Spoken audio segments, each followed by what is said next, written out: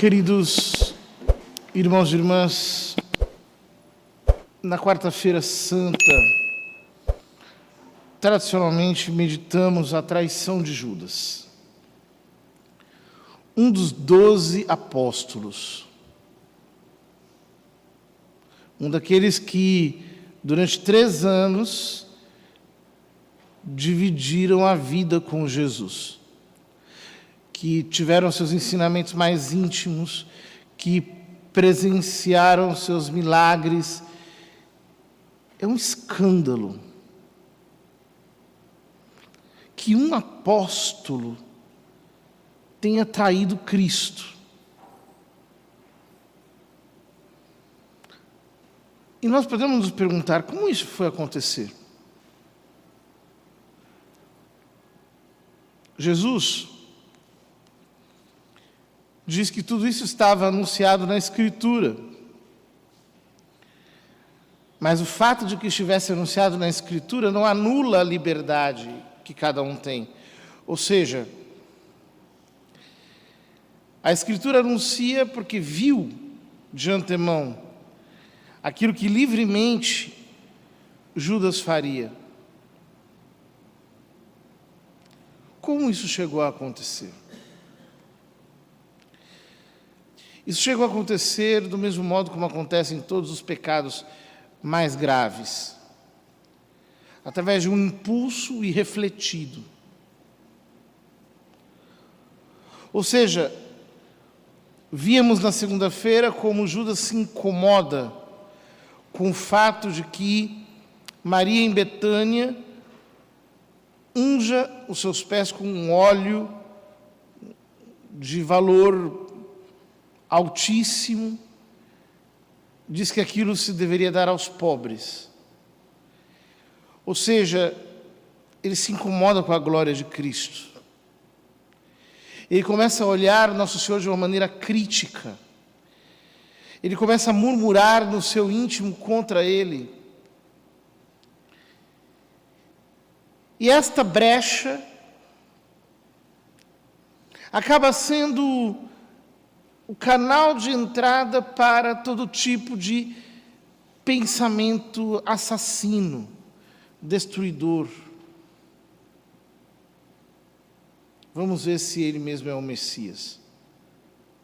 Ele aceita tanta glória para si, porque ele se coloca no centro, ele, sempre ele. É preciso crer em mim, é preciso me olhar, é preciso me servir. Quem é ele? Por que ele exige tanto acerca de si mesmo? Quem amar o seu pai e a sua mãe mais do que a mim não é digno de mim. Quem não negar a sua vida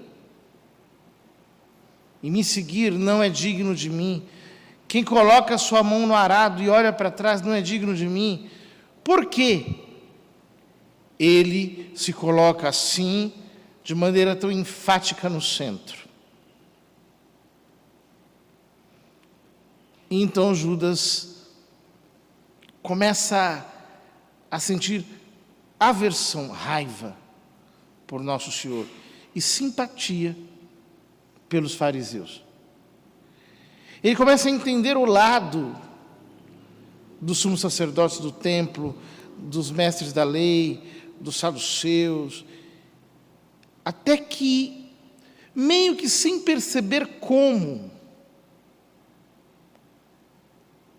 de repente ele está lá no meio deles. Um apóstolo combina o preço para entregar Cristo,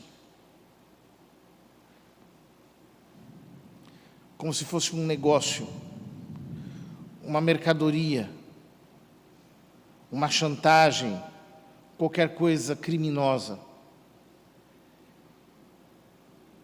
E a partir daí ele vai procurando uma ocasião para entregar Jesus. Quando é que eu consigo? Quando será o melhor momento?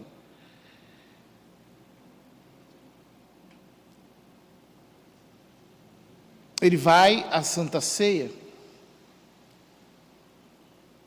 Nosso Senhor lava-lhe os pés. Aquele momento é preparado com tanto amor, Nosso Senhor disse: desejei ardentemente celebrar esta Páscoa convosco. Dá o bocado de pão, e depois do bocado de pão, Satanás entra em Judas. Alguns padres da igreja fizeram notar que Judas comungou sacrilegamente, e porque ele comungou sacrilegamente, ficou possesso pelo demônio. Foi com a força de uma comunhão sacrílega que ele teve a iniciativa de abandonar a ceia, ir aos sumos sacerdotes e dizer: vamos lá. Ele vai ao Horto das Oliveiras e foi e traz Jesus com um beijo. Naquele momento Jesus lhe diz: amigo. Ele chama Judas de amigo.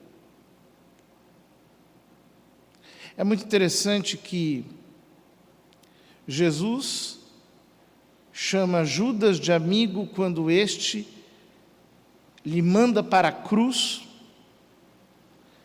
mas ao mesmo tempo, Pedro, quando tenta afastá-lo da cruz, Jesus o chama de Satanás. Vá de retro, Satanás, porque não pensas como Deus e sim como os homens. Isso nos mostra que os critérios de Deus para ter amigos são muito diferentes dos nossos. Ele tenta conquistar a alma de Judas até o último momento.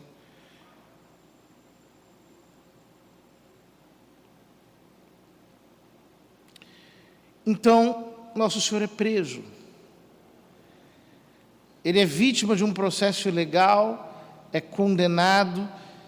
Então é que Judas cai em si, quando já é tarde demais. Quando ele já não consegue perceber mais uma saída. E diz-nos a Escritura, então ele lançou o preço do sangue inocente do Cordeiro no templo, ao chão, e foi Judas e enforcou-se, movido pelo desespero. Queridos irmãos, nenhum de nós está livre de, por um impulso, por um momento de cegueira, alimentado por uma série de murmurações interiores, de reclamações, de negociações íntimas, nenhum de nós está livre de trair Jesus Cristo. Pior, de traí-lo com um beijo. Que são essas traições que acontecem quando nós dizemos: Senhor, eu te amo, Senhor, eu não quero te deixar, mas ao mesmo tempo, Senhor, é Ele. Podem prendê-lo, podem levá-lo, podem capturá-lo, eu não quero mais, eu rompi o meu compromisso com Ele. Judas traiu Cristo com um beijo. E nós podemos traí-lo também. Que sejamos muito conscientes disso e que, ao mesmo tempo, queridos irmãos, nos coloquemos sempre na perspectiva humilde do Evangelho.